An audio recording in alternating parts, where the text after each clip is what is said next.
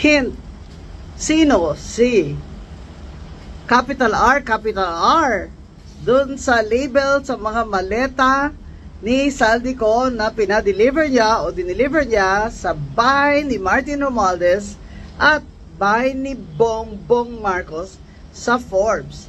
At sinabi ni Saldico na nag-deliver din siya ng bilyong-bilyong pera kay BBM sa Malacanang mismo.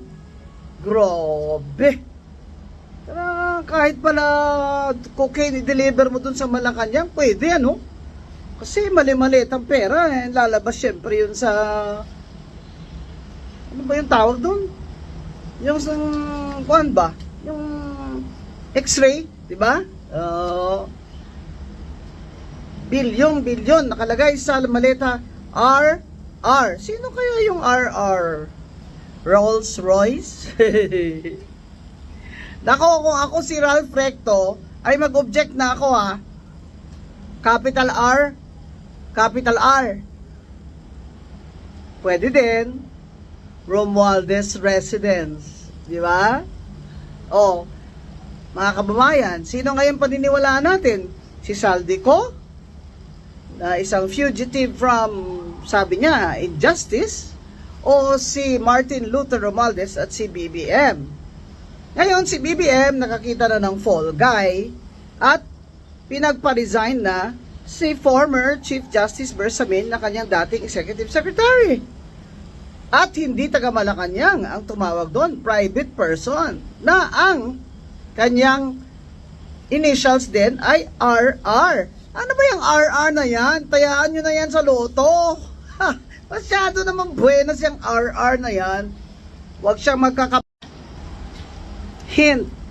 Sino? Si capital R, dun sa label sa mga maleta ni Saldico na pinadeliver niya o dineliver niya sa bahay ni Martin Romualdez at bahay ni Bongbong Marcos sa Forbes. At sinabi ni Saldico na nag-deliver din siya ng bilyong-bilyong pera kay BBM sa Malacanang mismo.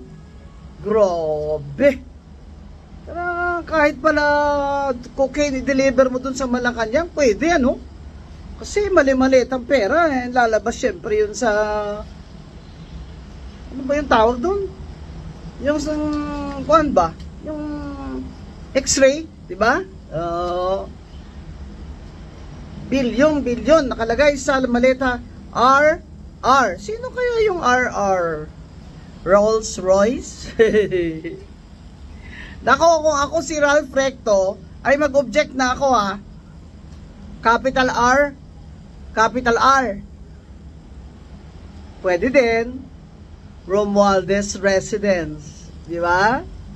O, mga kababayan, sino ngayon paniniwalaan natin? Si Saldico? Na isang fugitive from, sabi niya, injustice? O si Martin Luther Romualdez at si BBM? Ngayon, si BBM nakakita na ng fall guy at pinagpa-resign na si former Chief Justice Bersamin na kanyang dating Executive Secretary.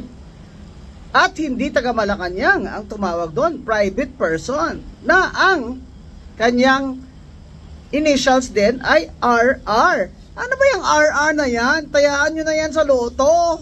Ha, masyado naman buenas yung RR na yan. Huwag siyang